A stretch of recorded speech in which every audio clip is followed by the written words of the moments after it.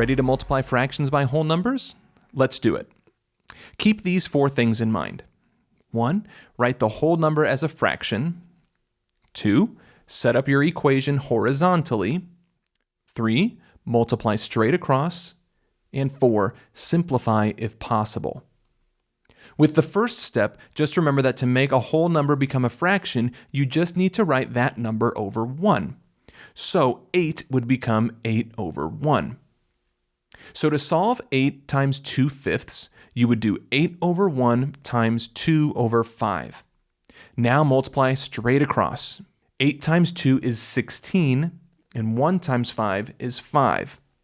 Now you just need to simplify 16 over 5 since that's an improper fraction, and you're all set.